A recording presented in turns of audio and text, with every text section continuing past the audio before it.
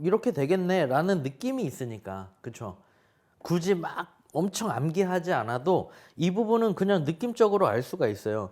공장이 돌아가다가 공장에 불이 꺼진다, 기계에 불이 꺼진다, 전원을 차단한다, 뭐 이런 느낌이잖아요. 말하자면 내용이. 맞죠?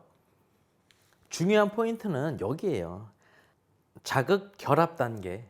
여기가 포인트예요. 그래서 자극 결합 단계만 여러분들이 외우시면 돼요. 이게 가장 하이라이트니까. 자극 결합 단계. 요것만 잘 보시면 됩니다. 이완 단계 다음을 생각해 보세요. 뭐겠어요? 다시 안정 단계로 돌아가는 거예요. 그 다음에 다시 또 자극 결합이 일어나는 거예요. 뭔가 액티베이션이 일어나는, 뭔가 활동이 일어나는 부분은 자극 결합 단계인 것밖에 없어요. 그렇기 때문에 자극 결합 단계만 잘 외우시면 돼요. 되셨죠? 조금 더 이제 상세하게 풀어서 설명이 되어 있는 부분을 한번 읽어 볼게요. 근수축의 과정은 신경섬유로부터 운동 종판을 통해 수축을 위한 자극이 전달되면서 액틴과 마이오신이 서로 미끄러져 당기는 근세사 활주설이 대표적인 가설이다. 마이오신으로부터 빠져나온 연결교가 액틴에 부착되도록 하는 움직임이 일어나고 그 연결교가 급격히 짧아지면서 두 개의 필라멘트가 서로 당겨지게 된다. 많은 근섬유에서 이러한 현상이 동시에 일어나면서 그 힘이 텐던을 통해서 골격에 전달되어 실제적인 움직임이 가능하게 된다. 근육과 연결된 신경세포로부터의 자극이 근섬유를 싸고 있는 근초를 따라 전달되면서 근섬유의 길이 방향으로 약한 전기 방전이 일어난다. 개개의 근섬유에는 근초의 세공을 따라서 함입된 가로세관이 존재하여 근섬유의 표면으로부터 내부로 자극이 전달되게끔 한다.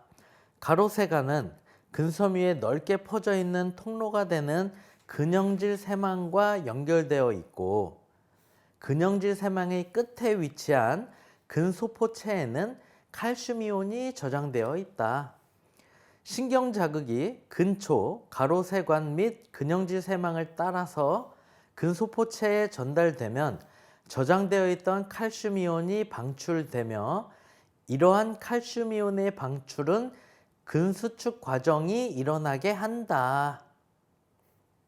근수축 과정이 일어나게 하는 칼슘이온이 방출되면서 일어나게 되죠. 근수축 과정은 칼슘이온이 방출되면서 일어나게 되죠. 그게 시작이야. 스타팅 포인트. 그 부분은 기억하실 수 있겠죠. 운동과 운동 단위. 한 개의 신경세포와 여러 개의 근섬유로 구성이 된다. 운동 단위에 대한 설명인 거예요. 한 개의 신경세포와 여러 개의 근섬유로 구성이 된다. 운동신경과 운동신경이 지배하는 모든 근섬유를 말한다. 하나의 운동신경에 의해 지배받는 모든 근섬유에는 운동신경이 분포되어 있으며 하나의 운동신경이 여러 개의 근섬유를 지배한다. 여기 보시는 것처럼 운동신경은 40만 개 정도가 있고 모든 근섬유는 250만 개나 되죠. 그러니까 당연히 운동신경이 더 많은 여러 개의 근섬유를 지배할 수가 있게끔 되겠죠. 한 개의 운동 단위는 여러 개의 근섬유를 지배할 수가 있다. 속근섬유는 지근섬유에 비해서 운동 단위 수가 적다라는 것. 속근이라는 근육섬유가 있고 지근이라는 근육섬유가 있는데 속근섬유는 지근섬유에 비해서 운동 단위의 수가 적다라는 것을 기억해 주세요. 하나의 운동 단위가 동시에 지근과 속근섬유의 수축에 영향을 미치지 못한다. 속근섬유는 지근섬유에 비해 운동 단위의 수가 적으며 이렇게 되어 있는 부분 있죠. 이 부분을 좀 많이 헷갈려 하시는 것 같아서 제가 조금 더 설명을 드리면 속근섬유는 운동 단위가 25% 정도 되어 있는 거고 지근섬유는 운동 단위가 50% 정도 이렇게 있다라고 보시면 됩니다. 그리고 하나의 운동 단위가 동시에 지근과 속근 섬유의 수축에 영향을 미치지는 못한다라는 것까지 보시면 되겠습니다. 운동신경에 연결된 근섬유 수가 많을수록 큰 힘을 내는데 유리하다. 잘 생각해 보세요. 여러분, 중요한 현장 포인트 짚어 드릴게요. 우리가 대부분 운동을 하다가 다치는 경우들이 발생을 합니다. 그쵸? 뭐 염좌, 발목을 뭐 삐끗하거나 이렇게 삘 수도 있고 다른 형태로든 어떻게든 다칠 수가 있죠. 우리가 주로 하는 어떤 움직임들이 뭐 축구, 농구, 야구 등등의 스포츠, 모든 스포츠 마찬가지지만 바디빌딩은 특히나 중량을 갖고 하는 운동이기 때문에 굉장히 다칠 수 있는 가능성이 커요. 그죠? 사람의 몸은 우리가 해부학 같은 거, 인체 해부학, 기능 해부학, 이러한 부분을 우리가 배워야 되는 이유가 뭐냐면 사람의 몸이 어떻게 움직이는 게 가능하고 어떻게 움직였을 때 어떠한 근육이 사용이 되고 어떠한 각도, 궤도에서 움직임을 했을 때가 자연스러운 움직임인지, 즉 다치지 않고 제대로 움직일 수 있는 건지, 이러한 부분들을 우리가 공부하고 배우는 거란 말이에요. 그죠? 내가 움직일 수 있는 궤도가 아닌 거로다가 움직이려고 하면 다치겠죠. 그쵸?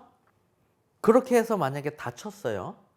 그럼 여러분들이 찌릿하고 뭔가 이 통증을 느끼게 되면 나 여기 다쳤다, 아프다라는 거를 인지하실 거예요. 그쵸? 그 인지 신호를 주는 게 뭐냐면 신경이에요. 신경. 이걸 기억하셔야 돼요. 신경이라는 거예요.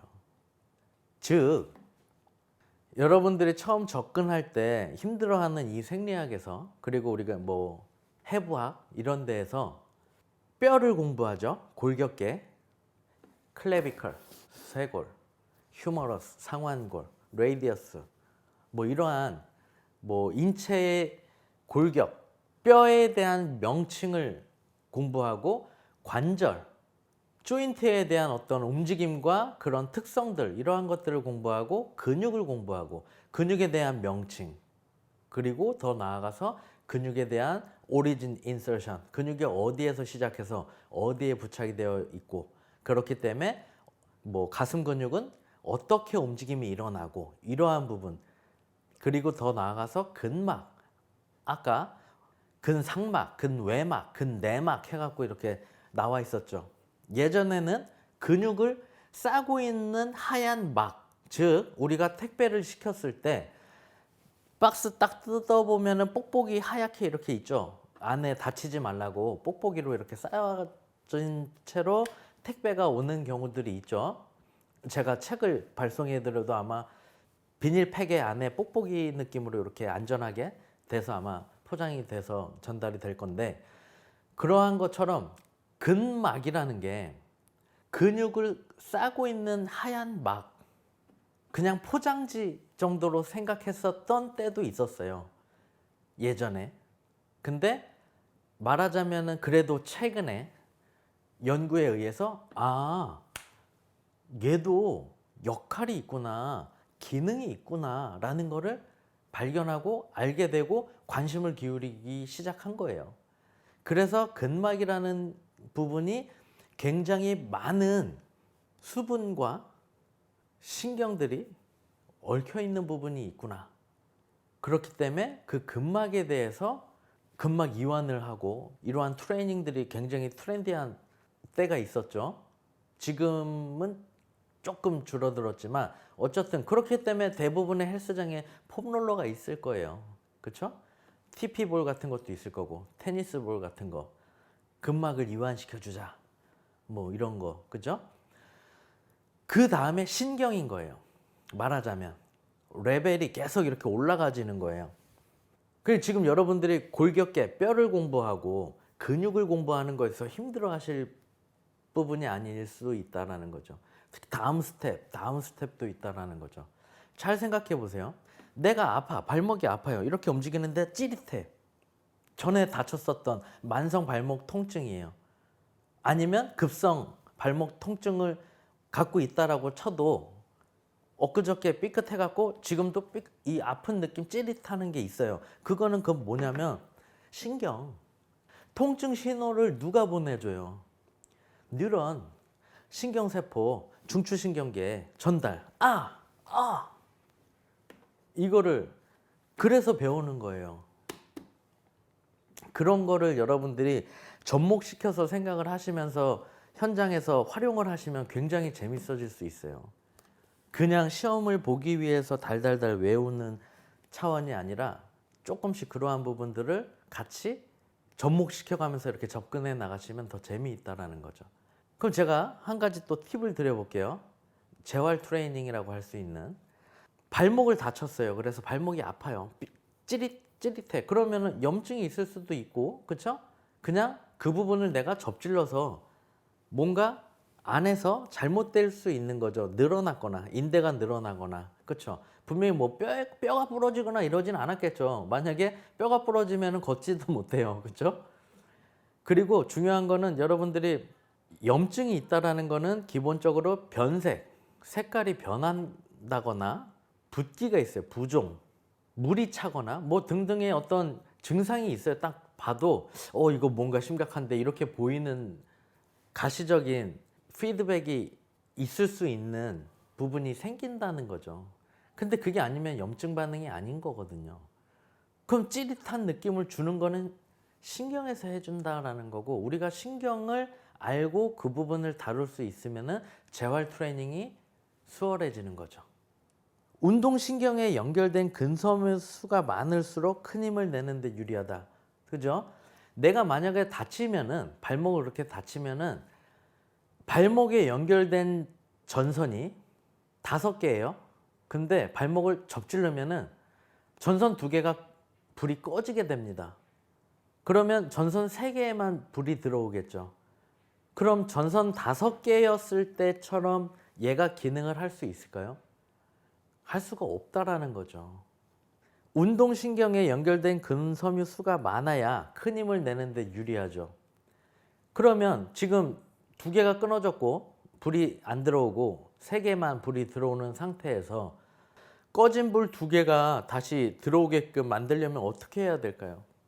그래야 운동 효과가 더 있지 않겠어요?